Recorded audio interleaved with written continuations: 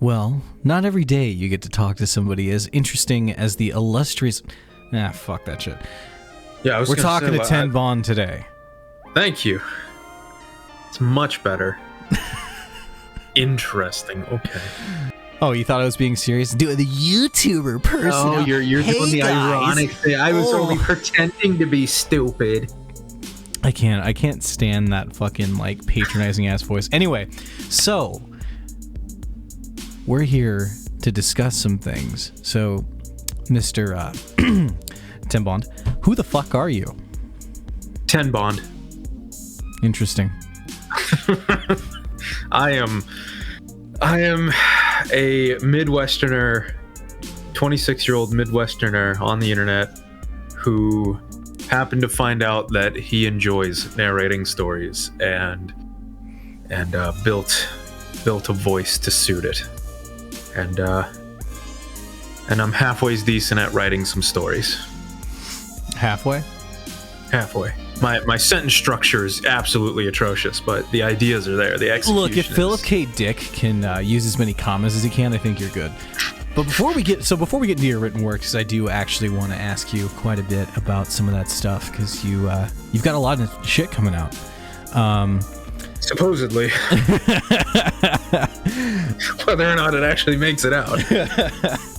But regardless, so for those who don't know you, because I know you've had quite a few channels, and sure, a fair bit of people do know you, especially from one of your previous names.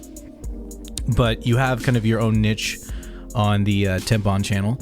So before we really get fully into that, you are a bit of a anomaly because you're one of the less egotistical YouTubers out there. Now, I know you have an ego. I know you like getting your cock sucked like the rest of us. But you're also somebody who doesn't really like to reveal a lot about your personal life. And that interests me because I'm not used to seeing that on the internet. So can you, I don't know, tell us a little bit about that? So I was thinking about it yesterday after you showed me a list of stuff you wanted to talk about, and I was thinking about it while I was on the toilet, and I believe that on the internet right now, there's this idea that you have to lay your life out like an open book. You have to expose every part of it to make sure it's valid towards everybody agrees with how you live your life. And I think that that's wrong. I think that at least in the United States, we have the right to privacy. It's a constitutionally given right to us, at least the no search and seizure without a warrant part of it.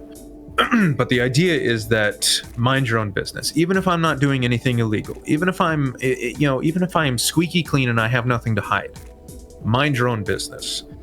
And I think we have to take advantage of that even more when we're on the internet, where it's encouraged to lay out your life. To have privacy where privacy is expected to not exist is, I think, important. And we see how much this lack of privacy ruins some people. It makes them go crazy. It's stressful being public 24/7 because you'll get people who disagree with how you live your life. And so long as you're not impeding anyone else's freedoms or being an absolute degenerate, which tends to impede with other people's lives, you don't need that validation from everybody.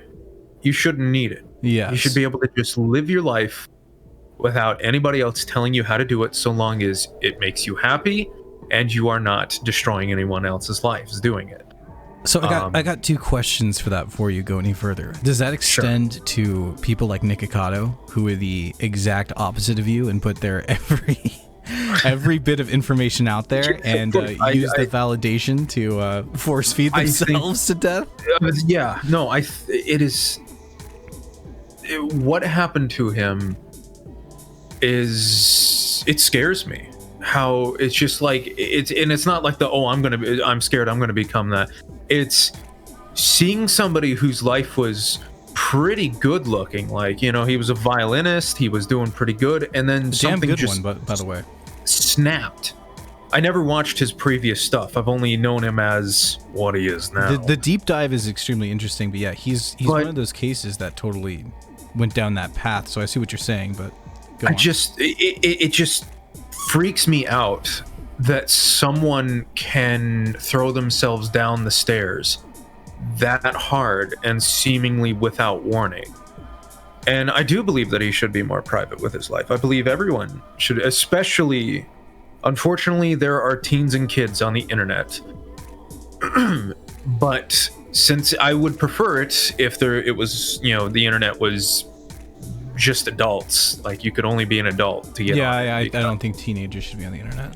But kids and teenagers have every single right that adults do, and I think that they should take advantage of that right to privacy. I don't think they appreciate enough that right of theirs, and they want to lay out their lives, become the next big social media influencer, and they don't realize just how much that's going to screw them up in the long term if they go through with it. Would you consider privacy for, I mean, not really with you because you're a relatively private person that enjoys that, but would you consider it, I guess, like a form of abstinence that certain people should take on to not share so much online? To a degree, because when I go to post something about like my beliefs or my views and things on stuff, I am very careful with how I word it to not expose my political beliefs, most of my religious beliefs, my personal lives and habits. Personal lives, I live multiple personal lives. My personal life and my habits, I scrub through it multiple times to make sure that I've worded things correctly, that it doesn't expose too much. And call it a spite against the openness of the internet, the exposure of the internet. But in a time when there's this massive global network that encourages you to expose your life, I believe it is our duty as spiteful Americans, and I extend this on to anybody else, foreign or domestic, to also be spiteful against this open, this public platform that encourages you to expose every single facet of your life. Be spiteful against it and enjoy your privacy. See, I've never heard someone say it like that, but when you put it like that, it's a really interesting concept, and kind of reminds me a bit of the piracy question that a lot of people had back during the Y2K years with Napster and LimeWire. So I guess that's my next question is, how do you feel about like internet piracy and torrenting and stuff like that? So I've been a pirate before. That's how I got I sailed the endless seas of the internet, and that's how I got, started with Sony Vegas. That's how I got Photoshop. That's how I got tried After Effects and Premiere and despised them, and I didn't have to spend a single cent on learning that I hated Adobe. Photoshop is the only Adobe product I have, and it's an absolute pain in the ass. She's GIMP. I've tried to go to GIMP, and it just lacks a couple of features that I don't like its UI. Yeah, its UI is a little clunky. But as far as pirating goes, I kind of view it a little bit as like renting, where you rent out like a software or a movie or a video game to kind of get a feel for it. Now, most people just keep it, never, actually buy the legitimate copy. But for a while there, before like Netflix was really getting up there, I was pirating movies, watch them, and be like, yeah, I like this enough, I'm probably going to go out and buy it. But that's just me. I can say the same thing about music, because anything that I enjoyed, I wanted a physical copy of to archive. Sure. So, and I remember there was a study about that done, and I think it was like 2009, that actually proved that pirates ended up being more supportive of various artists and mediums than regular consumers were, which I think is really interesting. And think about it this way. So for instance, like G2A, Kinguin, and those sites that sell game card keys cheaper than the retail price. That's just I was I was going to use it multiple times, and I have used it multiple times because I'm a poor bitch. But I went on there, and the prices were like $40-$50 for some of these keys. I go on to the official place, and they have it for cheaper, and I'm like, okay, that's cheaper, and this is more convenient. I'm just gonna buy it. So I know that like not every company can afford to just like sell everything on the cheap, but it's definitely a good way to avoid piracy. Actually, especially if the game is older. Don't sell it for full price. Well, that was actually Gabe Newell's, creator of Steam, CEO of Valve. That was his entire philosophy with Steam, was to create a better system than the pirates to fight piracy. Yeah. And but like, it worked wonders. If your game's like 3, 4, 5 years old, lower the price down. Come on. Yeah. Especially if you put out multiple other games, lower the price down, or else people are going to pirate it. Yeah, for real. Especially because think about it this way: if a game is unsupported and it's still $60, why should I? What's the point of me paying $60 for a game no longer supported and is ignored by the company essentially? Agreed. Lower the price, and I'm more apt to buy it. Because if I'm paying $40 for an unsupported game, that's a lot better than paying $60 for an unsupported game. $40, I can understand. Hey, this is $40. This game is not supported. It's not going to get updates and anything anymore. That's fine. The price is good for that. I'm okay with it. $60, it's like, guys, I want some title updates. Come on now. So yeah, I can agree with that. With piracy, I believe it's the case of if you don't want people pirating your stuff, it's always going to be an issue. But if you don't want your stuff pirated, make it stupidly convenient to get it. Now, I asked the piracy question because I've seen this brought up by people like Slime Beast before. He's calmed down quite a bit in recent years. But my question to you is, how do you feel about the idea that narrators are pirates? Yes and no. So with the Creepypasta wiki, every story on there, if you post your story on there, is under Creative Commons, which obviously it's impossible to pirate that because it's Creative Commons. Anyone can use it. So that's fine. Legally speaking, that's fine. Morality, I don't know how, it's up to you whether or not you think that people using other people's stories constantly is pirating. It's one of the reasons why I don't charge for my stuff, because I've made my entire channel based on getting my stories for free. I don't pay anybody for the stories that I narrate, and so I view it as only fair that people don't have to pay me to watch stories that I did not pay for myself. As far as narrators being pirates, to me, as long as the story is in Creative Commons, no, they're not. Now, I have done a couple of stories that are not in the public domain yet, and there's a reason they're on my Odyssey. But mind you, they are old stories, very old stories, the kind of stuff that you can't really find in print anymore, or if you can, it's going to be an egregiously priced thing. To me, old stories, and I have a myriad of problems with the current copyright system, and like, Thanks, Disney. The life of thanks Disney, the life of the author plus 50 years or whatever it is. It's I like, I'm a bit of a utilitarian. I think that's how you say it. Utilitarian when it comes to like property usage, this kind of IP usage. Like, either create stuff with it, or let people who fans of it have some fun. That's my opinion on it. I don't, if people disagree, that's fine. My opinion. I don't think most people would disagree with you outside of shows. My opinion will probably never become law, but not as long as Walt Disney's around. If you and there's this, because it's greed, because they want to just hold on to this property and sue anybody who uses it without permission. Yeah. It's a really shitty way of making revenue. Well, that's what they did with why Disney did what they did. If you didn't know that story, they didn't want to lose Mickey Mouse. Right. So they lobbied to change those laws. And that's why copyright systems now are in such a dire strait, as well as the YouTube copyright system, which is my next question, because I know you've had quite a fun time with the YouTube copyright system.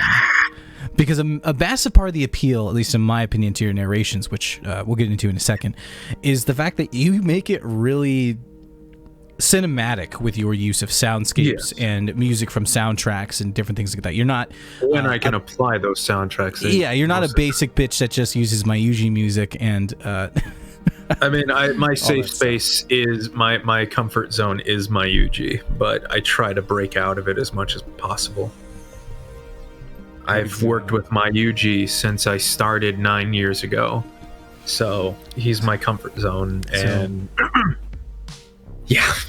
So speaking of 9 years ago, let's get into the journey of your channel, because you've been around for a lot longer than most people know you. So you became more prominent around 2017, but you started back in what was it, 2012? Late 2012, yes. How did that happen? How did you become Mr. Narrator Man versus Mr. Let's Play Spurg Man? Because weren't you a failed Let's Player? I was never failed because I never put the stuff out in the first place. So no, but I did try to so this was back when I was still in high school. I was probably last 14 year or 15. Yeah, it's funny. I was like 14, 15 or 16 when I started trying to just point my cell phone at the TV, play a game, and try to make the most inane commentary you've ever So Dark Side Phil Part 2. Yeah, but thankfully I never learned how to export the videos from my cell phone to a computer. I also tried to do vlogs walking home from school, and that was never gonna happen. I had the entertainment value of a 15-year-old trying to be entertaining. I'd love to see those. No, shut up. They're gone. So, actually, interesting thing about the cell phone I had.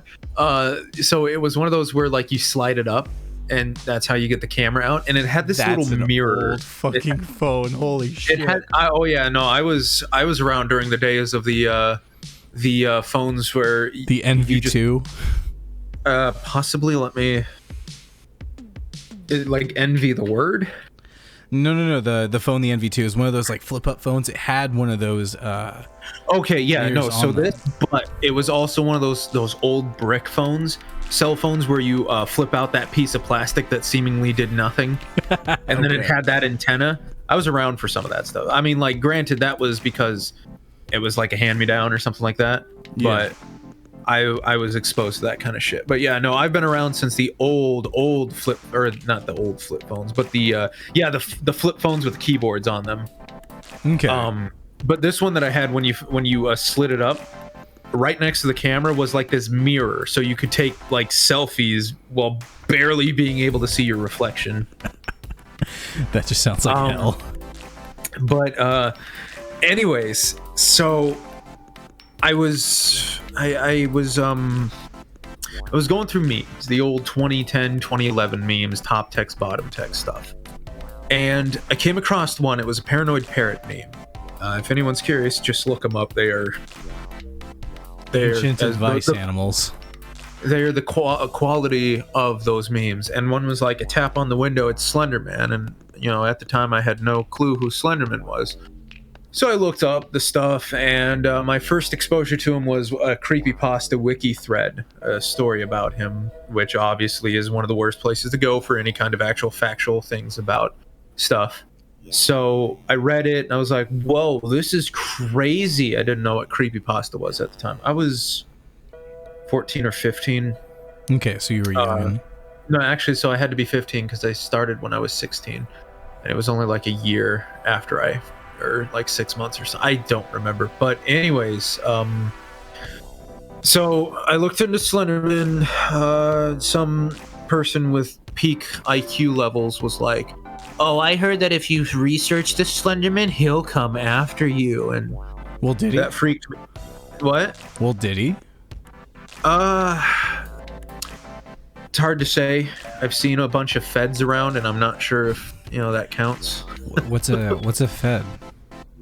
A federal agent. You mean glow in the darks? Yes, but did you hit them with your car? Yeah, I got plenty of points off of them. But so I was like, oh, I got scared and stopped looking into him. But then I just curiosity started looking up shit on YouTube about Slenderman, and it was nothing but like role playing videos. So it's like Slenderman spotted in European place apartment, and it's really stupid shit. Got bored of it real quick, and then I looked up dark Pokemon just because I was like, ooh, I'm kind of still in the mood for creepy stuff, and I wonder if I can find some messed up stuff about like kid shows or something. So I looked up dark suicide. I looked up dark Pokemon, and I found Come Follow Me, and I listened to it. So my first actual narration of a creepypasta I ever heard was Come Follow Me. And now let me interrupt you for a second. For those for those who are newer, that story has a different name. What? Yeah, Lavender Town Syndrome. Oh, Lavender Town.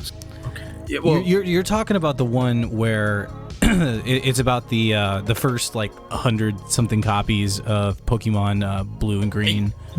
Yeah, and where the kids committed suicide and all that shit. Yeah, the supposed stuff, and then like it follows the case, like a few detectives trying to get to the bottom of the case, and shit goes crazy. So yeah, Come Follow Me is different from Lavender Town Syndrome. It does mention Lavender Town in it, but that's not the goal of the story. Okay. And for heads up, anyone new who wants to watch my narration of it, I did do some edits to the original story to make it a little more plausible, to help with suspension of disbelief and so on. A little less retarded. Yeah. So after I saw Come Follow Me, I thought it was real. I was like, how the fuck did they document all this shit? How is this not a bigger thing? And then of course that idea just slipped off my mind, and I started watching others. I watched Russian Sleep Experiment, thought it was real. I watched a few others. I started getting this idea that like this probably isn't real. And okay, I want to know, how did you think? What made you think the Russian Sleep Experiment was real? Because that shit was just bonkers insane. Both Come Follow Me and Russian Sleep Experiment are done in a documentary style. Yeah. So it felt more plausible, like somebody found research papers or documents that related to this stuff and decided to make a narrative out of it. I struggled with that idea for quite some time, like that I kept thinking some stuff might be real, some stuff might not be real.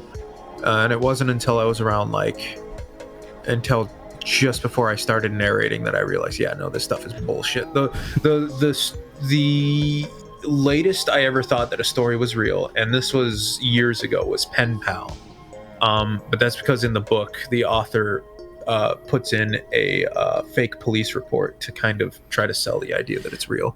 Well, that and Pen Pal. So for anyone who's unfamiliar with Pen Pal, it's basically what put No Sleep on the map. One and two, Pen Pal is a fantastic. It's one of the better, or it's one of the only No Sleep stories that doesn't screw the pooch with its storytelling. Up until the end, it's extremely plausible because I mean, you hear about these sorts of like crazy stalker stories. No, it's one of those stories where it could happen. It's just all the right it's like an extreme case of what could happen. It wasn't until the movie, I'm not going to spoil it, but it wasn't until the movie theater part where it really makes it apparent that it wasn't real.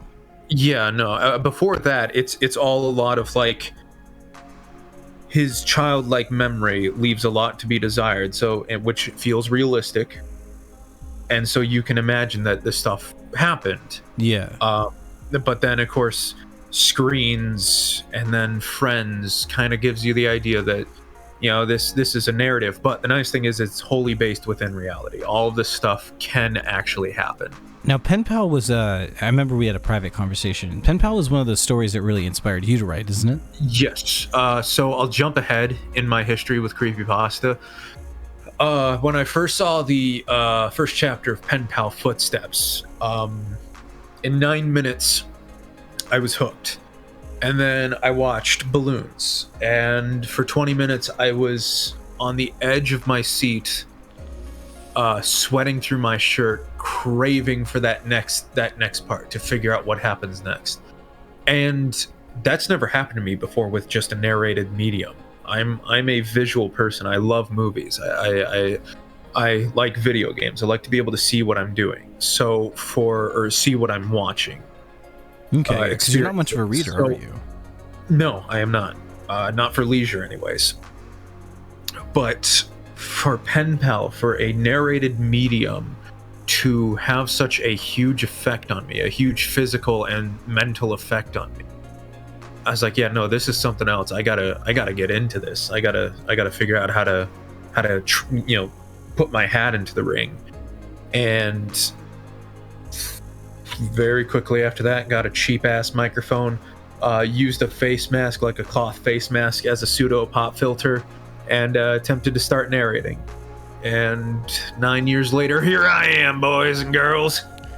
So you mentioned previously that you did a lot of these when you were a teenager, and funny enough, I actually found one of your old recordings. It was a collaboration you did on an old, a really old Slime Beast story called Funny Mouth, which is actually I did that with the Creepypasta Wizard, yes. Yeah, which is actually one of my favorite creepypastas. Don't remember the production. I know it was done. I know I did it. I just don't remember. It was terrible. Ever actually doing it. Not your part. Your part was halfway decent because I think you were probably the only one that had experience at that time.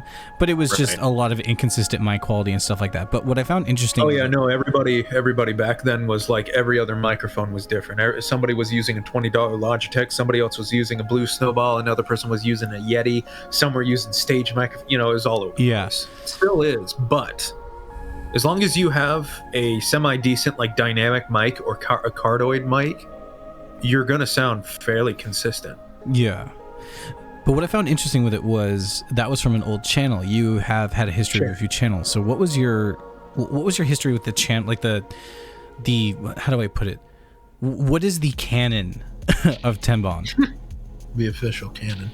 Of just Tenbond? Well, your channel history. Okay, my channel history. So all my channels. Yeah. Like, what was your journey to where you are now? Because you've had quite a few name changes, branding changes, and stylistic changes in the way that you handle content. With the initial Creeps Work channel, at the time, I was really, really into it. So I wanted to, technically it was the Creeps Work until I was like, that's pretentious as shit. So I Creeps, because creepypasta, and work. I was idiotically thinking, oh yeah, this is going to be my work. And that's how that name became about, Creeps Work. And now you live in the Midwest. I've always lived in the Midwest. I'm sorry. I like it. I prefer it over concrete cities or concrete bugmen, cities. Yeah. So that's how Creeps Work came about, the original. And then I started doing a series called Shit I Found on 4chan. And it wasn't even like the green text stuff. It was pictures from You Laugh, You Lose threads that technically 4chan was a medium through which I found them. They did not originate on just 4chan, for reference. So that was the Shit I Found on 4chan. Was that kind of like the 4chan thread simulation videos that were popular a few years ago? No. It was purely me reading pictures that I found on 4chan. Okay. And a lot of those pictures originated from like Facebook, Tumblr, shit like that. Because 4chan was a medium through which I found them, but they did not originate from 4chan themselves. Okay. But then in one of the episodes, I threw in a green text. Can't remember what it was. It was a shorter one. But I read it and people loved it. So I was like, you know what? I'll give it a shot. I'll do a full-on green text reading. And it blew the fuck up. And which one was that? It was one with a very community guideline unfriendly name. At that time, I was younger, so when something blew up, I instantly wanted to do another one. So I narrated one real quick, blasted it out. people still like that. So then I kind of calmed down. I started, narrating more. And unfortunately, I was an idiot and forgot that the titles could get me community striked. 3 of them eventually racked up, and the channel was blown up, nuked. So then I started Punish Creep's work, and just focused. Holy shit! Your Punish Creep's work? I know. That's crazy. Now, Punish Creep's work is a channel that a lot of people, I think, are familiar with. Yeah. It was pretty infamous, and that's how I found you. And I think that channel's history, out of all of yours, is probably the most interesting because that had the biggest, changes in your stylings and what you did. Towards the end, yes. But I focused mostly on green text on that channel because Creep's work before the introduction of green text was at 5,000 subscribers, something like that, and barely getting any views, kind of like I am now. So I was like, green text are getting a lot more views. I'm having a lot more fun doing them. So I'm going to just focus on these. So that's what I did for probably about 3 years, give or take. No, 2.5. I don't remember how long I've been at it. I found you well after you started in late 2017. I remembered it was you had started those. I think when I looked in your channel, it was late 2016, early 2017, around there, and you did it until around October of 2019. Okay, so about 3 years. So throughout the 3 years was when I was, finding stories, narrating them, but then towards the end, all the stories started to become the same. They were just, I shit in high school where I'm not supposed to shit, messing with the special ed kids and so on, and it just got boring. I'm a person who likes to read something new almost every single time. Even if it is still the same concept, I want to see it used in new ways, and this was not doing it in new ways. It was all the same plot. Would you say it's kind of a mirror to a lot of early creepypasta? Yes. The problem with early creepypasta, they was always trying to put a spin on mundane stuff, which some of them were successful. Most of them are just like, I saw a spooky thing in the face of my clock and now it's haunting me. Hyper realistic gore on my PlayStation 1. Or the description of this gore is so scary, I'm peeing myself. The description of gore does not work. No, it doesn't. Not scary anyways. It's not scary. It's like I can imagine it, but it doesn't make me jump out of my socks. If anything, it's just gross. Yeah, it's done for shock value. Now I don't mind when gore is in stories, but it has to be appropriate. Like somebody slamming against the wall because they were thrown against it. Yeah, that works because that's what would happen. But when it's just like, this creature jumped out and cut me in half and then pulled my ribs out and then barbecued my skull or something, it's like, I get it. It's shock value. Shut up, please. And a lot of green text stories just were always that. I shit in a place where I'm not supposed to shit. And that concept gets very old very quickly. Well, I think the apex of it, of when it really died, was when you did the green text initially. It was a lot of really funny, weird stuff that was either complete bonkers bullshit or stuff that was plausible, but always overblown in 4chan standards, like the Ghost Puncher, and then Hackman and Catfish Man or Captain Sugar. Like those were actual fun to do because they weren't just high school shenanigans all the time. Yeah, the one that really, I think, in my opinion, was a turning point. You can correct me if I'm wrong, but was Catch Up Crusaders. Yes, that was the last high school one that I did that I was like, this was written just to get narrated, wasn't it? Like you took all the pieces from these prior high school stories and just added a slightly different modifier to it, which was ketchup. Like, this isn't interesting, this is just cloned.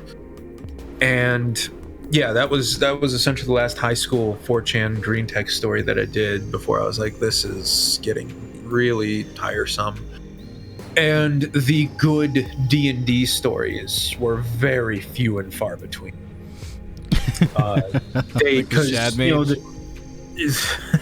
That one was, I knew from the beginning. I was like, yeah, I'm probably just gonna make a really like just lewd thumbnail for it, and I knew from the beginning I was just gonna make it for pure like sex appeal.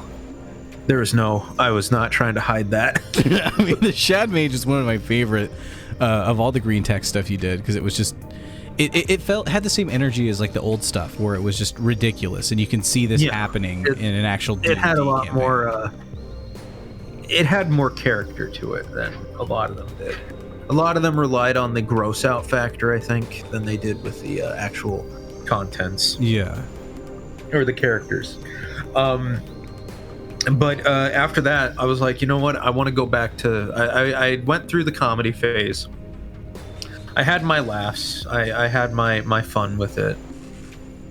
And then I realized, I was like, you know what? I want to go back to more structured stories, drama-oriented, serious stuff. I'm not opposed to doing funny stuff, but the funny stuff I was doing just stopped being as funny to me. And when something loses its appeal to me, it's very hard for me to continue. And so I tried to go back to doing creepypastas, and there's people that are like, oh yes, I love this stuff, I'll watch it no matter what. And sure, they probably did, but not as much as what I was getting. And mind you, I'm not somebody who cries when he doesn't get, a billion fucking views on a video when he wanted to. But it definitely is a bit of a demotivator. And not to mention why, like I mentioned to you this before in other conversations, that people who become hateful towards their audiences are pieces of shit. Like, it's not your audience's fault you're not enjoying this. I mean, some audiences can be absolutely ridiculous. Before we get into this, I think it's actually important to kind of set up the kind of what led up to it. So, what really was your journey to kind of end that? Because it's hard. I mean, it had to have been hard to walk away from a like multi-100K channel and the night that I did it, I spammed Frank Sinatra's Witchcraft. I just spammed listening to that because I liked it. And when I posted the final video, I just listened to it like almost the whole night, because it was just it was the only thing that kept me from like almost having an anxiety attack, essentially. So what led you to that? Because the Punished Creeps Work channel was legendary. I mean, again, it really was legendary in its run, because it started off as this meek, very small little channel, and then over the course of just a single year, it had blown up into this huge, larger than life entity. Like, you were the Green Text channel for a long time. I am Green Text. It was me becoming disillusioned with the content I was making. I was becoming disillusioned with the audience because they wanted more green text, and I was becoming tired of it. And so I was becoming resentful towards them because they wanted something I didn't want to do anymore. Now, I don't blame them for that. They're on a channel that's heavily green text based. It's not their fault for wanting more green text. But before I could become a person who despises their audience but stays on the channel because subscriber count, it's like, no, I gotta get away from this before I become somebody, one of those. I gotta go before I become one of before you become Jordan underneath one of Medicare's hug box videos. I gotta go before that happens. So I was like, I wanted to keep doing this stuff, the narrations, but I just didn't want to do green text. So I created Tenbond, and said, hey everybody, if you want to go over that, go over that. And of course a bunch of people did, and for the past probably year and a half to 2 years, I've been my subscriber count has been going up now, but what was happening, I believe, is a combination of YouTube killing a bunch of dead accounts and people from Punished Creeps Work seeing that I'm not uploading any more green text and realizing that this just isn't the content they want to watch, and they would get notified, they would remember that they're subscribed to me whenever I upload it. and so they, were like, oh, I'm just gonna leave now, which is fine. I don't want anybody to watch me that doesn't enjoy my shit, because that is mind-numbingly painful to do. So I think a lot of the people that were going to leave or get axed from YouTube have done it. So my subscriber count's going up, which is nice to see. I'm doing this now mostly just for a portfolio, to show what I can do and to entertain what few people are here. But it is nice to see the numbers going up. Yeah, I mean, it's a game, but something very interesting about you is the fact that you've never been a shackle grubber. You've never been a monetized channel. I was for a bit on Creep's work, but just was not going anywhere. And I did do a Patreon on Punished Creep's work, but in all cases, so I talked to you about this before, and it only makes some sense, but this is just how I feel. Now, I'm a capitalist. I believe you do work, you should get money for it. But I believe money can also muddy the waters, especially in a creative field like this. If you don't do things exactly right, essentially, or how somebody wants you to do it. Yeah, you don't want to become the next Spoonie. Then the money could be squandered. And it can muddy the waters.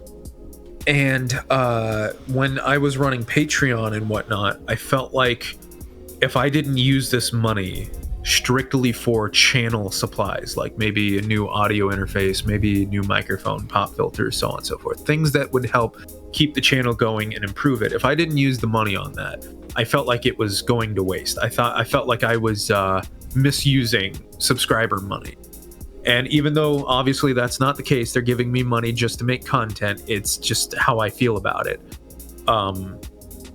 Unless, I would have to put in a disclaimer, this money will be used for things not related to the channel. Sure, that's fine. But I don't really care to make money off this stuff right now. My channel's been built on stories that I did not pay for. And I see it as only fair that I don't charge people to watch, that I don't expect money for it back. This is the only uncapitalist part of me, is that I believe a good story has more value than there is money in the world. Now, let's make this interesting. How would you feel if another channel took one of your stories and narrated it? I've already had plenty of people narrate, sometimes on my at my request, because I'm a narcissistic bastard. But I don't mind that. I offer them for free. My Sandman stuff is the only stuff that I say don't do, because I want to do it first before anybody else does. Okay. But my all my other stories, anyone's free to do it. And please do send me. I don't care if it's a review and you hated it, or you narrated it, or you reviewed it and you loved it. Send it to me, because I like to see how people like use having my your stuff. cock strokes is what you like. Yeah, essentially. I like to see other people's points of views, how they do things, because it's interesting to see. But if they want to monetize it, I don't care. It doesn't bother me. Because think about it this way. What are people gonna know? What are people gonna care about more when they're watching my story? The advertisements or the Patreon funding or the monetization of it, or are they gonna care about the content of the story? They're gonna care about the content of the story. The person making $50 off my story, nobody cares about that. Of course. I just wanted to. I was just curious, Sure. because again, you have a very interesting view of monetization, because a lot of people on YouTube especially are just all about the money. They grab as much money as they can. They shit up their content, which has always been something I've always really respected about you. Is you've never really self-censored or made your content shittier just to make sure you get that green money logo next to your video. No, I'm a free speech absolutist, so you can either say it or you're living in communist Russia. Though I do self-censor more than what I did on Punished Creep's work, but that's just because I want to keep my channel. Well, yeah, I mean, there's a difference between censoring yourself so you don't get yeeted off the platform, which I respect that. I understand that. I do it a fair bit myself in my videos. I wouldn't do it if I wasn't going to get kicked off the platform, but yeah, I've put a bunch of work into the stuff. I want to at least be able to try and keep it. Well, speaking of that work, which, you know, now that we're... Yeah, I mean, I'm done talking about, like, I've explained everything about my channels. Is I got tired of the content. To wrap it up all nicely on the Punished Creepzerk stuff for any viewers from that wanting to know why I left. I got tired of the content. I was becoming spiteful of the viewership because they wanted to see more of what I didn't want to do. So instead of... Yeah, fuckers, it's your fault he quit. It's your fucking fault. I didn't get any more green tech stories, and I'll never forgive you. Instead of becoming that, thank you very much, I left so that way I wouldn't get more mad at the subscribers. I did them a favor. You're welcome. Well, I mean, your exit was honestly one of the best I've ever seen. Like oh, there's a lot of people that disagree, but I'll take your opinion more. Well, I mean, they could say that all they want. They're probably just bitter ex-fans. But what I find interesting I think it's because, like, they became way too attached to me, my voice. Somebody with a daddy, please talk to me. That was some of the comments I was getting, and it's like, bro, calm yourself. I'm just some guy. Trust me. I'm not your dad. Oh, you make really shitty videos about SJWs and how much you hate the right. But all jokes aside, I've always that was the main reason why I followed you to your new channel, or new at the time channel, was because of how well you handled that. Because most YouTubers either become as you've talked about, these really bitter, embroiled fucks that just make content nobody wants to watch, that's part of their audience, hate on their audience, and they just become the most unpleasant people. Where you didn't just say, hey guys, I'm quitting, starting a new channel, but you also did a really nice send-off with Captain Draco. Yeah, I mean, that's when I did that, I was like, yeah, this is gonna be it. This is the video to end with. I intentionally did it that way. Yeah, and so a lot of people don't survive that. I mean, like, yeah, you took a dip in subscribers, you took a dip in views, sure. but again, to still have every video have a decent amount of comments and still have the support. Well, that's the nice thing about current Tenbond, is that I'm actually talking to subscribers. I'm enjoying the conversations I have with them. I like the being able to share thoughts and opinions about these stories, about the aspects of communities and so on. I prefer that over the, oh, daddy creepswork, you're making me wet or something. That's what am I supposed to do with that? But no, to any Tenbond viewer that will watch this once I link it, once you get it up, to those that you just need to talk more, and I will talk at length with me in the comments. I do find those enjoyable to do, because I prefer the conversation over just inane compliments or inane insults. Well, see, I want to be interested.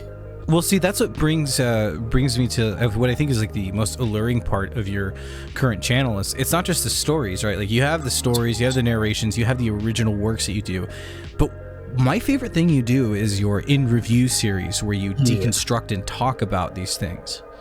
And that was created to flex my brain, because just narrating stories is one thing, but being able to think about it, being able to challenge my mind to write stuff, to look further into it, is a nice flexing of the muscle, essentially. And how much of that do you think was influenced by your innate need to have your lips surgically attached to Christopher Nolan's butthole? Oh, after all the video essays I've watched on, like, Dark Knight, Inception, Interstellar, and so on, I had to do it, because I would just a lot of times talk to myself about the intricacies of a story, of a movie, the symbolism, the themes, and so on. I would talk to myself about it, and then I would kind of put on an act as if I was doing this for a video. And then I was like, you know what? I just need to sit down and just write something. So I did, and the first one I did was Mr. Widemouth, and it was really good. A-tier story, by the way. I fucking love Mr. Widemouth. Now, I haven't done an in-review in a while, but that's just because I haven't had the inspiration. I haven't been doing any deep thinking. Don't lie, you just bought Elden Ring and quit. That too. That has been. I've been playing it. I've logged in 202 hours. Jesus. And I only bought it about 3 weeks ago. So, I've been spamming Elden Ring. It's the first Souls game that I've ever actually been able to put more than 20 minutes into. Which is weird to me because your personality comes across as the kind of guy that would lose his shit over like those kind of games. Oh yeah, no, trust me. I think I actually messed up the right thumbstick on my controller from squeezing it so hard after getting pissed off at a Crucible night. Because now I've got a little bit of a stick drift on it that I can't do a dead zone adjustment because Elden Ring doesn't have that for some reason. So, no, trust me, I get pissed off at video games. I get gamer rage at video games, which is why I don't do live streams, which is why I don't play video games live. Come on, we want to hear. I want to rage out without everybody seeing and hearing it and turning me into the next Boogie or the next Wings of Redemption or something. Yet you do your series of rants videos. Sure, yeah, no, that's controlled rage. I mean, those are fun too. That's me writing my rage down and doing it in a very tempered fashion. So, speaking of games, you know, what I find interesting is the worlds that you depict in your stories are very interesting because they're not your typical, like, how do I say it, short story fare, where it's very much like a revolving around the main character, revolving around X, Y, and Z. You write very, to use, I guess, a Trumpism, bigly. You write very... Oh yeah, big, very intricate worlds, but with very small characters who just happen to live in that world. And I think now's a good time to talk about you as a writer because, in all honesty, I think that's your strongest suit. Your writing is fantastic. Number one, I'm not a fan of horror movies. In fact, I cannot stand to watch them. Not even old school horror movies. I'm not a horror fan. Horror's great. I prefer horror narrated because I believe there is something lost in the visual medium. Once you see the big bad guy in the movie, I mean, look at Jason, look at Freddy. Yeah, but they're more common. After their first movies, they just became more mascots. That's what I'm saying. You've seen slasher. them. You're not afraid. What about The Exorcist? I've tried to look at The Exorcist, and it just doesn't scare me. What does scare you? Nothing direct. Jump scares obviously get a quick jump out of me because that's what they're designed to do. That's not a scare. No, but it's the ideas scare me. Okay. Anything that goes outside of my framework scares the fuck out of me because I'm a very close-minded person. No, what scares me is for instance, Interstellar, the idea that Earth is dying and these astronauts are essentially taking a one-way trip on a long shot. And if they don't accomplish their mission, Earth dies, humanity goes extinct.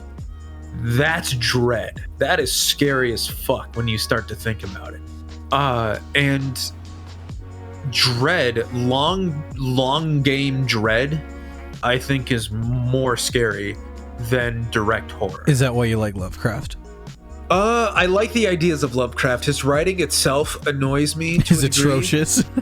Yes, it is an annoying. Some like Dunwich, all of his usage of photide or photor. For me, it's just hey, you know this really interesting story. We're going to take a break and really describe this bench. Yeah, no, that's my biggest problem is like he likes to. I've never been a big fan of over description of things.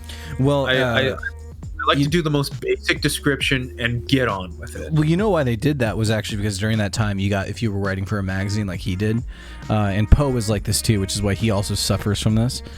You got paid per page. Yeah. So the autumn blades of grass swayed in the emerald green wind, and I mix those. I usually use Emerald Blades of Grass swing the August Wind, but I mixed it up because I'm stupid. But yeah, no, I hate fluffy writing. I despise fluff writing. And that's what makes and to me that's what makes your writing interesting, because you will write these complex stories, or these complex to a brainlet like me, like Casey's Vault, or I'm blanking on the name of it right now. You finished William's Purgatory yet? No, I've been busy. I'm moving, bitch. Watch my stories. It's not. It's not Rust. It might be Rust. The Rust Shepherd. Yes.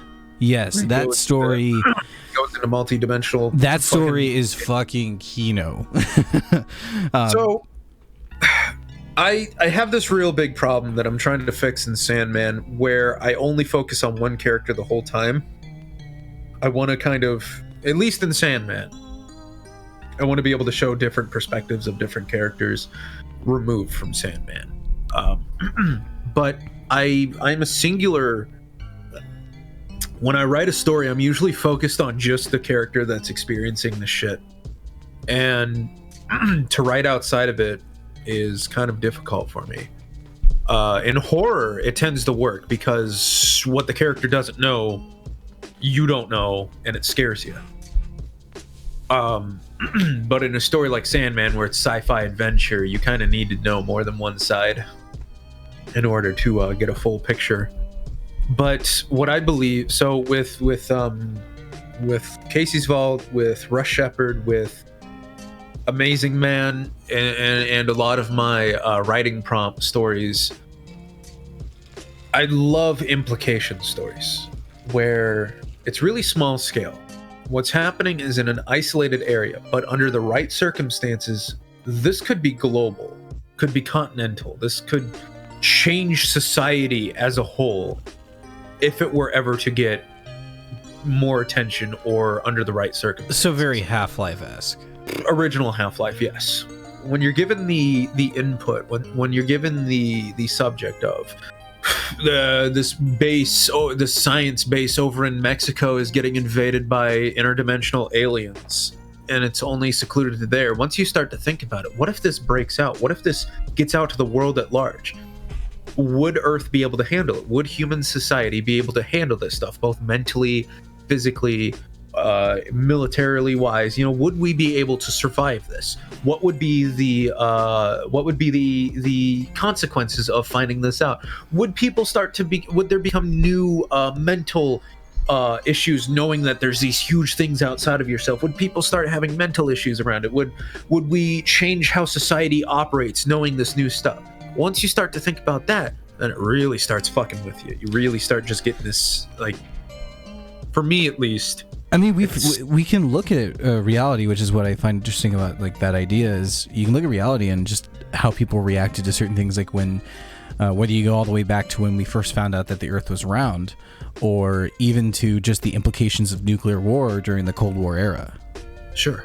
Oh yeah, no, the stop, drop, and roll era of era of the Cold War was arguably probably one of the scariest times to live. Because before that, you didn't really have this danger of we could all be vaporized at any moment, and then suddenly now there's this time where at literally any given moment a flash could show in the sky, and guess what? You've probably got like a few seconds before you're vaporized, 10 seconds before you're gonna just die, depending on your depending on your proximity to it. And now, is that ideal? Sorry, go on. Can you imagine how much dread, how scary, how like, what's the point? Should I even make plans for next week? Will I even be here next week? The answer to that is simple. Just watch Soviet films. I'm not even joking when I say that. Like, the amount of dread and just misery. But that's the thing, is like, imagine living in that time. That is some scary shit. The implications of the time you're living in. Mm-hmm. And is that, and so that ideal I find in a good chunk of your more horror-esque writing, like Casey's Vault, for example. Is that something that you do intentionally, or is that just something that kind of comes out by nature, you being you? when I'm writing something, like it's usually like I automatically just I'm thinking about it, so it's intentional, but it's how I think. Okay. So I put it into the stories, like if this were to get out, if what if this and this and this. That is, I do it. I put it in there intentionally, but it's because I'm naturally thinking that way. Okay, that makes sense. Because your stories have very... It's weird because you're not a very personal writer, at least to my knowledge, but there's a certain amount of personalization to it, like not really from you but from the characters. I think how you could explain it best is it's the character's view of how things are going on. Yeah, exactly. And that comes from the narration experience, because if you're going to do narration decently, you got to be able to think how a character would think. And so when you go to write a story like that, you can, and if you can put yourself in, like, create a character, create their personality. This character is a squeamish, very timid person. Well, how would they react to a situation like this? How are they going to deal with this situation? If you can do that, you're going to write some very compelling characters, some very realistic characters. And then if you can build up properly to them defying their natural personality or their personality at that time, then you start making character development that people grow with and really enjoy. So you said something interesting with your narration experience helping your writing. How much of being a narrator do you think has really influenced you as a writer? Because everything I write is intended to be narrated. Okay, because it's very streamlined, is what I've noticed with your writing. There's no fat to be found anywhere in your stories. When you're narrating, the longer the story goes, the harder it is to get it done. It wanes on your vocal cords. You get tired, especially for me where I live. It gets hot at least my PC pumps out a lot of heat. So if a story's longer than like 10 minutes, my room starts to get pretty hot, because my mixer also pumps out a ton of heat as well. So my whole room gets hot. So if something takes longer than 10 minutes, which usually takes me a good, like, depending on how much I'm fucking up on it, is going to take me anywhere from 5 to it only takes me 5 minutes to narrate a 10-minute story. It's going to take me anywhere from 10 minutes to 15 to 20 to narrate a 10-minute story. And by then, my room has heated up like crazy. And so I've got to take a break, turn on my AC, get things cooled down before I can go back to it. So when I write a story, I write it for the narrator who wants to be able to essentially get it done quickly. Yeah, but actually that brings me to another little interesting question for you. Have you ever tried intentionally, because you're saying, oh, I need to get in these characters' heads, with doing some of the more horror-esque or creepypasta-esque stuff that you do you ever intentionally put yourself into a really hot or uncomfortable environment or headspace to get that kind of tinge to your voice and to your mind when you go and get behind the mic? If by environment you mean like if I make my room hot for a hot, dark, extremely bright. So one time when I was narrating a story and it had to do with like this like character that was surviving this weird paranormal zombie apocalypse thing, and like he was saying how he's really thirsty or some shit like that. I hadn't drank water in quite. It wasn't intentional, but I was getting really thirsty, so I did sound very airy essentially. But the problem with doing that is you start to get that saliva sound, that stuff. I don't know if that was picked up on the audio, but people who sound like their microphone is shoved firmly down their throat. So classic Mr. Creepypasta. Yeah, you hear all that mushy, fleshy, wet sounds. Yeah. And I cannot stand that stuff. So I don't do that. I don't do the wet, dry role playing in the story. As far as getting the headspaces of characters, essentially by proxy. Okay. Because I've heard stories where people do that. Like some actors will get so far involved in their role that they'll develop like minor mental issues, whether or not that's true. But I want to avoid that. I don't think it would happen, but I want to avoid it. So you can take it too far. Like they take it too far. But I mean, me personally, as a songwriter, when I work on stuff, depending on the mood I'm trying to convey, I will surround myself with either objects or art or I don't make go my that room far. look a certain way. because I'm a self-indulgent philosopher, I can usually put myself in the mindset of a different person. Okay. And speak from their point of view. But that's because My philosophy. When I study other people's mindsets, I'm trying to figure out why they think like this. What is it about them that makes them think like this? So Okay. I can kind of like make a bunch of like different proxy emulations of them in my head. Okay, so I have a question for you then. If you were to narrate a story as Belle Delphine, how would you get in her mindset?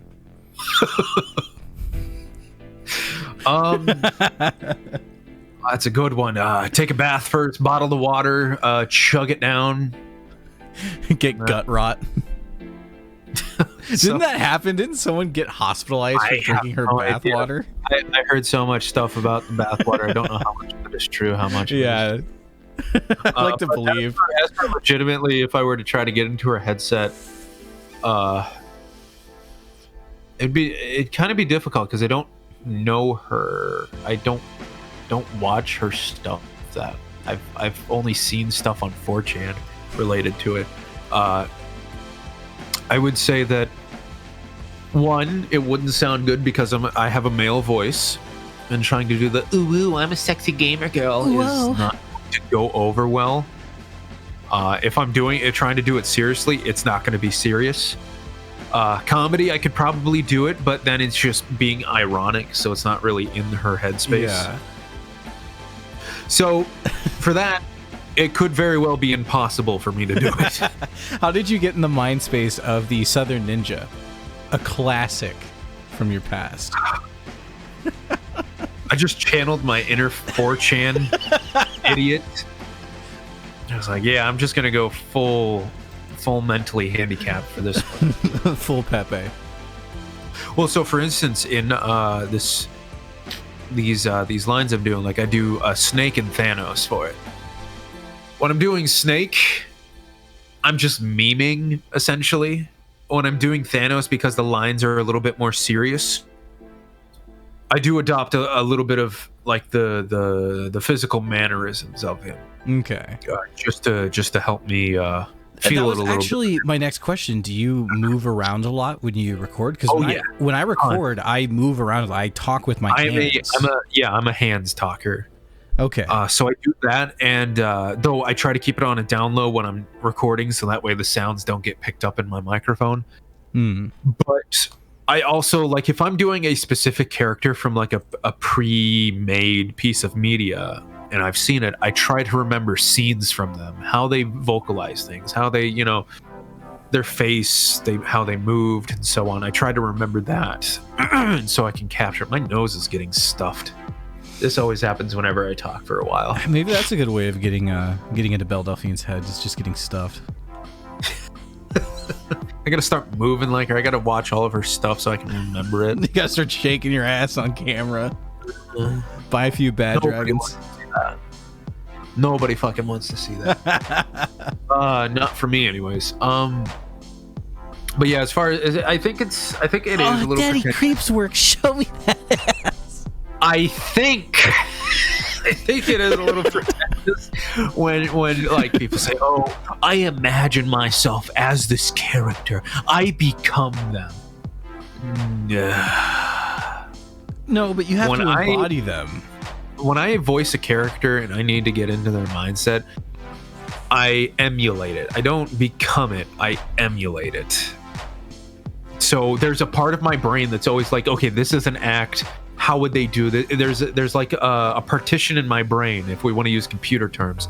There's a partition in my brain that's like remembering, pulling various pieces of media I've seen. How would this person do this? How would this emotion from this character relate to this piece of media? And then the part of the partition in my brain that's emulating that character's emotions is just influence from those pieces of media. That's the best way I can describe it. So it's like when you emulate a Macintosh on a PC, essentially. So you virtual computer everything. So how would you virtual computer Master Chief? Let's talk about a character near and dear to your heart. Oh, I just become an absolute stoic badass. You grow to 7 feet tall. Was it 7'11"? Yeah, 7 foot tall. I get a bunch of football gear on, and I put like tons of weights on it, so it weighs like a ton, half a ton. And then I put myself. I de-age myself to 6 years old, pretend I got kidnapped, thrown into an augmentation process, and then trained as a child soldier, and then so Uganda simulator. Yeah. So that took you a second, didn't it? no, what few times I've done Master Chief seriously for anything. It's again, I'm just emulating what I've seen. I'm taking like cutscenes that Chief has been in where he talks, and I try to remember his mannerisms. I try to remember his vocal inflections, his pauses, his tone. I try to remember all of that and think, how is that going to influence this line? I can see that. That's why I call it a big boobed. That's why I call it mindset by proxy. So do you pretend to have a big boobed blue lady in your head? Well, I don't have to pretend. My schizo pill stopped working. Oh, Cortana's coming back. The rampancy wore off. Tell me what to do, blue lady. God, okay. Can we talk about Halo for a second and how fucking dumb? We can always talk about Halo. That's my thing. Okay. So I would call myself a moderate Halo fan. I absolutely adore the series. I cry every time Arbiter says the word so easy at the very end of I used to think he said worried so easy, but then yeah. But the rampancy thing, like, I just want to pick your brain, and by pick your brain, I just want to trigger the fuck out of you. 343 Industries. The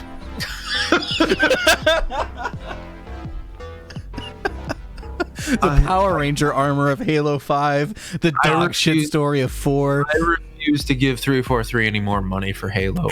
Halo Infinite was the final straw. I didn't play it. I didn't want to. After seeing Halo 4, I was so fucking like hyped for Halo 4. Came out. I was like, oh, okay, this is sure. And then Halo 5 came out. I was like, okay, them using Knights of Sidonia in the Halo trailer was cool.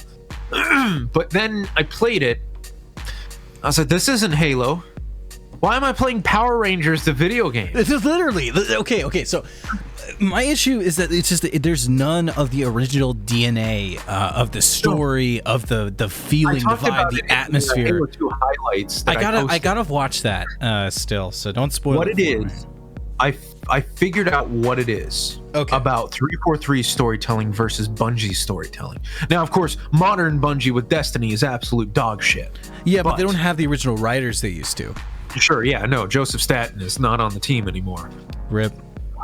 Which he was the cinematic director of Halo. He wrote a lot of the he wrote essentially the story.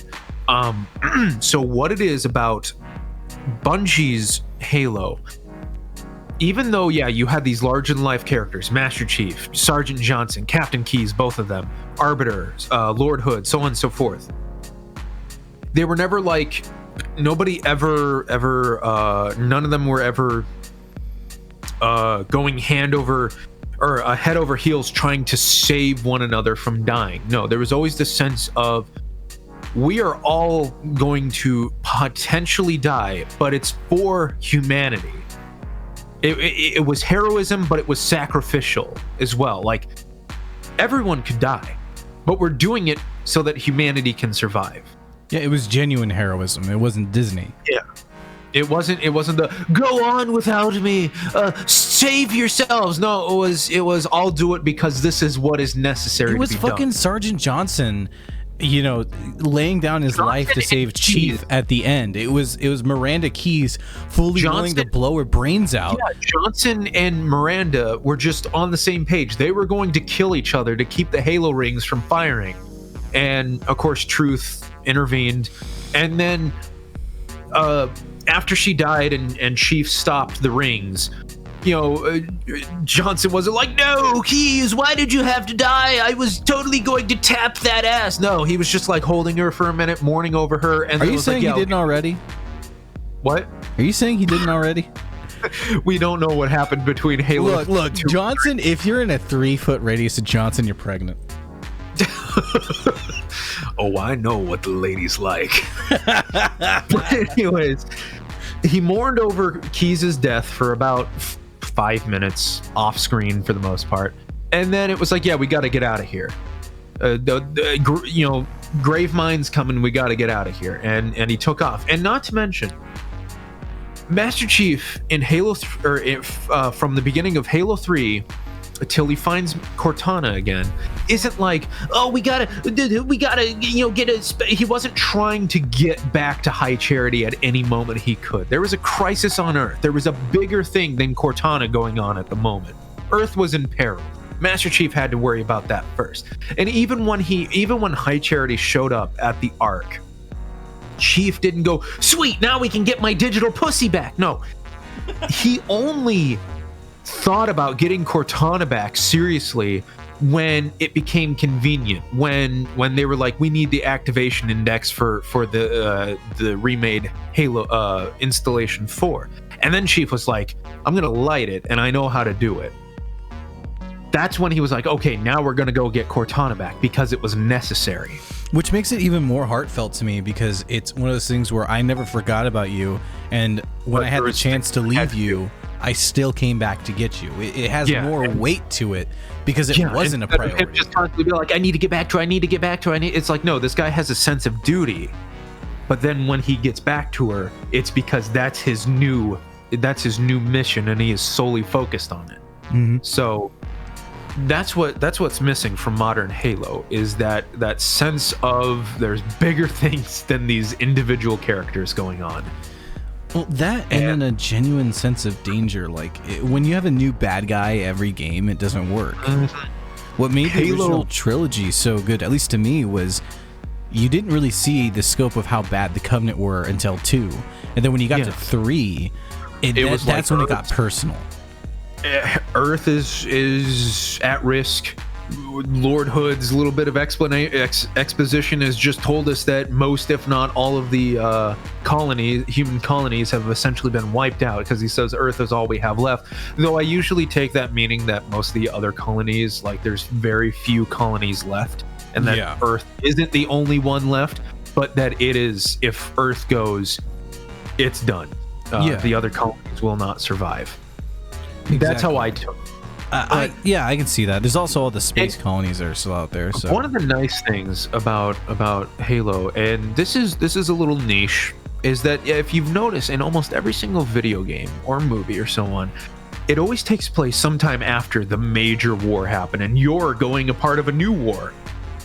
You're starting this new war for some reason. You've always said that. Fan service. With Halo took place at the tail end of the major human Covenant war that any other game. So, like, if Halo was made by any other studio, 343, Halo 4 would have been the start of the Halo franchise. And it's like, oh, remember this big war that happened 4 years ago? Yeah, don't you wish you played during that? No, you get to start this new inane war that has really no purpose other than video game plot. Yeah. Halo, the original trilogy, ODST, Reach, and so on, took place during that big war that every other game would have alluded to, but taken place after. Well, ODST, if I don't remember, was kind of the initial. It wasn't the initial, but it was like the first initial start of the war, and then the original Halo was what, 3 months in? No. So Reach takes place before Halo 1. No. I know that. Okay, ODST, Halo 3 ODST takes place between 2 and 3 during the invasion of Earth. No. What I was trying to say is, Halo Reach wasn't that like the initiation of the official war? No. Okay. No, the war had been going on for quite some time before that. 30 years. I haven't read the books. Okay, so no, I don't blame you, because Halo Reach, it was a little weird how they explained it. Yeah, that's how I was. Yeah, they knew about the Covenant. No, okay. The Human Covenant War had been going on for 30 years prior. Okay. and the Spartan program started to go against the insurrectionists at first. But then the Covenant, they found out about the Covenant, and it was very convenient that, you know, the Spartans showed up conveniently, and it's like nobody ever asked, wait a minute, we suddenly have Spartans, where were these guys? You know, so that's kind of and that's how the plot is. Like, the Spartans were initially being created to go against the insurrectionists, but then the Covenant showed up, and the Oni's like, hey, cool, we got PR for us. Some good PR, and then Spartans became, you know, these large-than-life figures. So is what you're saying is that all we need to unify the world is an alien invasion? Yeah, that was the plot to the original Watchmen. So yeah, you're not wrong. That's all we need. But no, with Halo Reach, a lot of people thought that was the start of the Human Covenant War. But that's because there are a bunch of plebs who don't do a bunch of Wikipedia research like I did. No, but Reach was like Earth 2, and that's why it was such a big deal in the Halo universe that it fell, because it was like, imagine if, so this is only, well, anybody, like, let's say you're European, let's say you're Russian, let's say you're Japanese, Chinese, American, Mexican, Canadian. Let's say one of your biggest colonies, let's say you colonized some uninhabited place. You made it really good. It was an economic stronghold. Everything was going great. So Rhodesia. And then suddenly, just an invading force comes in, wipes everybody out, like a pure massacre. Do you know how much that's going to hurt? And that's what Reach was for the Halo universe, for humanity, was losing this essentially Earth 2. So that's why Reach is such a big deal in the canon of Halo, at least on the human side. And then of course that's why Earth had such a gave such a huge pushback against the Covenant, is because what happened with Reach, they were not about to let that happen on Earth. Yeah, because that would be it. Because even if you have small colonies, I mean, like, the idea of, we can repopulate just is not as like in StarCraft. Imagine think. Losing your main base, your little tiny. I don't know shit about StarCraft. Your tiny little outpost base. They don't have enough forces to combat the big alien anymore. Yeah, your main base is gone. You're going to be put on the endangered species list. So that's what. And also another thing I pointed out in the Halo 2 highlights is that one thing that original Halo. One thing that the original Halo story did that I think was, well, technically it was different than what it was in Halo 3, because they changed things up just before they ended Halo 2. But it's that the Forerunners weren't insert generic evil, malevolent alien race that for some reason is hell-bent on killing people for whatever reason. No, they became a benevolent race in the galaxy that, you know, mostly minding their own business, just making sure everything's working right. And then the Flood come in and like, oh fuck. So the Forerunners did not start in the Bungie canon. The Forerunners were cool guys, essentially. They were just, you know, super advanced alien race that were doing their own thing. Flood comes in and they're like, we got to deal with this. They weren't the typical evil ancient alien race that creates mega death weapons to murder everyone. Yeah, well, my understanding as a non super lore nerd is that the Forerunners were basically the superior race of their time. They were the human beings of that time. Well, of course, they had precursors, but that's... Yeah, and then they... they're a different story. They're more like from what I can tell, they're almost like Lovecraftian type beings. Yeah, no, the precursors had like all this crazy, like, multi-dimensional stuff going on. Yeah, so. But the Forerunners were kind of like, they were mostly benevolent, but they did have a jealousy. Of the Halo universe. But they had a very jealous vibe to them, which is why didn't they send humanity back to bacteria? Okay, so that's the 343 version. Okay. Correct me. 343 fucked with the lore and made it so that ancient humans existed as well, and they were super advanced too. And then the Flood came about after the precursors turned themselves into dust for plot reasons, and then humans and baby. Humans and the ancient race of the prophets before they became what they did now, where they like these two races got along, and they started seasoning their food with this mysterious dust that they got from spaceship hauling it, and the aliens that they're the pets that they fed them to started becoming, you know, aggressive and whatnot, and it turns out that the precursor dust is flood. And humans, and it became such a prevalent issue that the humans were like running from it, like galactically running from it, and the Forerunners were doing like stop it. I don't even know why humans went to war with Forerunners, but it was because of flood, and then the Forerunners figured out that, oh, they're attacking us because they're trying to get away from the flood, because that's good enough for. I may not be explaining it correctly, but this is how I understood it last. Okay. But the Forerunners went from being dicks essentially to not being dicks, and so in the original lore of Halo, before they changed it, for the most part, Forerunners were ancient humans. That's why in Halo 2 or in Halo 1, the Monitor is like, you know, you are a Forerunner or something, addressing Master Chief as if he is a Forerunner, because in the original lore of Halo, humanity was the Forerunners before the ancient Forerunners, and then that's why in Halo 2 the Gravemind says, I'm a monument to all your sin, your kind, and so on, addressing God Master bless Chief. the Gravemind. He's such a, I could listen to his lines all day. Bradley D. Baker, something like that, the guy who does a couple of other voices. And just seeing this monstrosity that just looks just deformed and disgusting, automatically just murdering people, and not just that, but also is just so like elegant with what he says. Well, okay, so interesting thing about a Gravemind, I can explain why that is.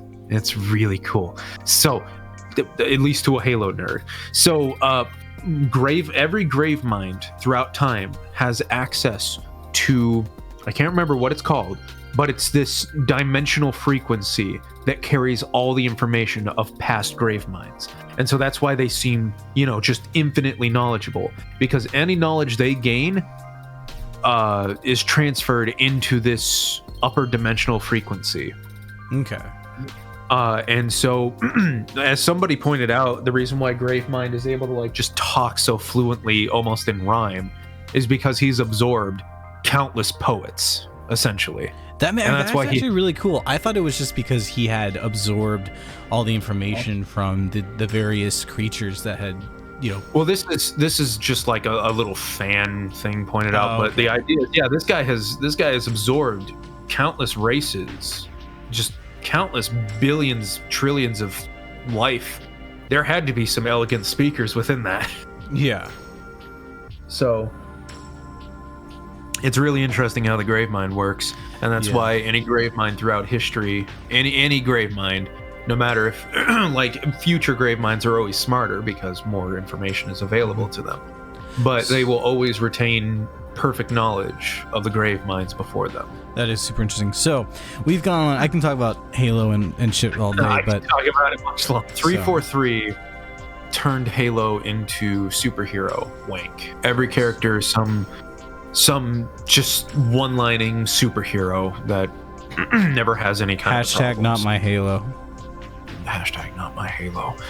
And then Halo Infinite was like, oh, there's this new threat, and guess what? It doesn't get affected by the ring. Like, wow. That sounds so interesting. Why have we never heard about them until just now? Plot. All about that plot, baby. Plot. I think the thing I miss about Halo the most is just the sense of the larger picture, the humanity. We're fighting for the whole of humanity, and we're doing it to one of the best game soundtracks ever made, with some pretty good gameplay. You can, unless you stick to that kind of story, it just ruins it. Yeah, I can't can get agree into with that. New Halo because the stakes just aren't there. Well, New Halo reminds me a lot of Silent Hill when Team Silent dissolved, where you had all these people trying to take the concepts and just missing the point. Yeah. and then bringing in like mainstream garbage. The heart of Halo is military sacrifice, essentially. The hard decisions that one has to make when faced with the whole of humanity on their shoulders. I disagree 100%. The heart of Halo is Sergeant Johnson. Oh yeah. I forgot about that. Sorry, where's Cortana, Chief? Where is she? Is she safe? Send me out with a bang. God bless. Sergeant Johnson. Why'd you have to go? With that, we're hitting an hour and a half. So let me point out one thing: the fact that, like, think about it this way. So Chief is, of course, the face of Halo. Doom Guy, face of Halo. Lara Croft, face of Tomb Raider. You know, you've got all these different characters. Yeah, you've got all these different characters that are the face of their franchise. Think about it this way: Marty's music is so influential to Halo. He is regarded on the same level as Master Chief is to Halo. Well, that's why I compared it to Akira Yamaoka, Silent Hill, because Akira Yamaoka, the composer for that, is very much in the same regard. Like, when you talk about Halo, you almost invariably talk about Marty as well. Ooh. And I'll say this, like, Halo is one of the biggest things that taught me how to mix music and plot together. And then, of course, it's a god-tier crash course. Nolan also helped big time, but Halo was what started me down the ability to feel the emotion of the plot with the music. Because, you know, you step out into those massive fucking vistas and you just go, ooh, and you're like, holy shit! I didn't know I needed a bunch of monks to soundtrack my life, but now I do. I want it now. I want monks to sing every time I open the refrigerator. And then when the arc is falling apart, or when the Halo is falling apart because you're trying to fire it in Halo 3, and and you're like, get me there now! That fucking last level is so epic. Like, I hate saying that word, but there's no other way to describe it. Because they took the last level of the first game and they're like, how do we make this even better and even more insane? And they fucking nailed the geometry of the place plausible. Doable. Without a bunch of random dips for no reason. And a huge missing section in the middle of the ship. So that we can see Foe Hammer crash. Rest in peace, Foe Hammer, man. Foe Hammer was great. Yeah, no, when the music kicked in on those parts of Halo, you knew you were playing something that was special, different. As soon as some of those like One Final Effort, A White Horse, those songs, whenever those songs kicked in, you're like, yeah, this I'm going to remember this for the rest of my life. Yeah, I have anxiety every time I hear The Library. Oh, fuck that man, level. When I was a kid playing Halo for the first time, the flood scared the shit out of me. No, that was my first experience with horror. Outside of like watching X-Files with my dad and getting scared shitless, I was playing Halo, and the more alien aspects of it really didn't freak me out as a kid because I didn't understand it. But these second, like, I think I was 8 or 9 years old, and I was just in my room in the dark playing Halo. I got to that level. That level. Oh god. And I just remember these, as soon as the flood were revealed, I turned the game off. I was terrified. I remember I was playing it. I had gotten past the initial infection form flood invasion at the beginning, and then when I got back out into the hallway and walked up the ramp and everything, and I was like, I couldn't move. I turned around. There's an attack form right behind me. Scared the fuck out of me. Yeah, so badly. It still holds up too. It still holds up as a really tense atmosphere, even all these years later as an adult. Marty's music is the music to save the universe too. Yeah. And I'll say this though. When you're playing a flood level, and then, you know, like in Halo 3, you're playing the last level and there's flood all around and you got kind of that tense music-ish, and then Greatest Journey kicks in, you forget You feel all like the a flood. badass. Yeah, you forget all the flood behind you. You forget that there's this fucking innumerable giant alien parasite behind you. You're like, I'm getting to the forward underdog. I am the god of lolly magic. I've never thought that. Not even when I narrated that green text. I have never thought that about myself. So, but yeah, with Halo, it's. I hope they never remaster Halo 3. No, not after the fucking horrible job they did with 2. I still am bitter about that. The cinematics for Halo 2 are great. Yeah, but when I can't even play half the levels with my buddy without them crashing halfway through, like, fuck that shit. I'm sorry. Halo 1 remastered is an absolute disaster. All the characters look idiotic. They're made all them look movies. like well, that and they made the Marines look like they're straight out of what's that old movie called? Starship Troopers. Yeah, I can see it. I wouldn't mind remastered cutscenes, but just leave it at that. Yeah, just don't fuck with the games. And if you are, like, fix the bugs. Don't make them worse. I think one of your points was what's the future? Yeah, so I wanted to end on that. So I'm not trying to rush you off. I just No. I need to get some. Yeah, I know stuff. you mentioned that you had lines, so I'm trying to be like good with your time, and I also know that you're a lot like me, and we'll just spurg out and talk about something for an hour. So Like I just did. yeah, so I have 2 questions to end with, and we'll get with the fun one first, and then we'll get to the what are you doing in the future bullshit. Yeah. First one is, if you were in the Halo universe as a Marine, would you rather die by the hands of the Flood or the Brutes? Oh, that's a good question. One will eat you, and the other will eat you. I'll have to do the Brutes because the Flood will mentally torture you. Your body is being taken over and taken aren't away you from still semi-conscious for the first like few days? Yeah, when they first assimilate you, if you're not dead, you will be, and it's going to be excruciating because you're alive for the whole thing. Yeah, but the Brutes eat you alive, don't they? Yes, but think about it this way: your mind's not getting just violated while it's happening. Let's just hope you have those Lexapros ready. You're in a lot of pain, but your mind is untouched. Yeah. So I'll go for brute death because at least I get to keep the sanctity of my mind. That's true. For the most part. So now let's get to the boring question of, what are your plans for the future? I mean, I know some of them. I won't say them because I don't know what you want to reveal. But for those listening, what do you want to tell them? Besides fuck yourself. Essentially, I'm not the vitriolic against my fans, remember?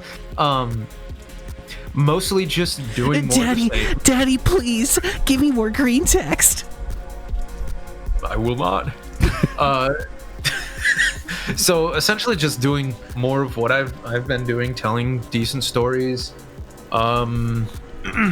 Just essentially every video series I have, just doing more of it. The stories that I'm writing, write more of them. Sandman, there's a lot more to it than what I put out right now. There's a whole lot more to it. That has been about a good 6-7 years in the making. So just generally just more creation of stories, of narrations, of shit like that. Will we ever get a narration of Mother Teresa? I don't know what that is. Oh, not Mother Teresa. Never mind. It's a stupid joke. Okay, that's fine. Really terrible fan fiction. Mary Sue stuff written by a 60-something-year-old man. Ew. When I'm 60, I'm gonna write smut. Not that. Yeah, definitely. I'm gonna write 60-year-old smut. You should. Oh, so something. This is just a funny thing. Have you ever looked at? I call it mom fiction, but you ever gone to a Barnes and Nobles or a bookstore and cracked open to a random page of some of those mom books? For lonely moms that need to. That they always have sexy vampires or ripped cowboys on the front. like, you know, long flowing haired Italians. It is some of the worst shit I've ever. And it sounds like it's written by somebody who's never been touched before. No, his long flowing hair was in his sweet chiseled face, and it's like, Mom, you married the dad, right? Come on now. I find printed erotica ridiculous. Yeah. You really want that on your bookshelf? You're really proud of owning that. Really. Just the rest of us, look it up on the internet and then forget it exists until the next time you need it. Come on, you're telling me that you don't want to read some mom smut? No, not really. You don't want to know what gets your mom off? Mom smut is 90% just like foreplay. In the books, it's just 90% foreplay, and you're like, where's the fun stuff? Oh, and when they write about fun stuff, it's always described in the most innate fucking way. It's like, this is nothing but foreplay. Anyways, the pooch is whining, and he acts like he needs to go out again. So nah, you're good. Like I said, I wanted to. We could end it there, but for anyone listening, the wonderful and amazing Tenbond, check out his shit. His books are fantastic. His story's good. Narrations are great. His memes are wonderful. He is narcissistic as fuck and loves having his cock stroked. So make sure you leave a hate comment on his videos. Burn all mom smut. Yeah. Check out the future mom smut videos. And yeah. There's your next video topic, mom smut. I've thought about it. And yeah, we'll see you next time. I've read over 500 books, and I can honestly say,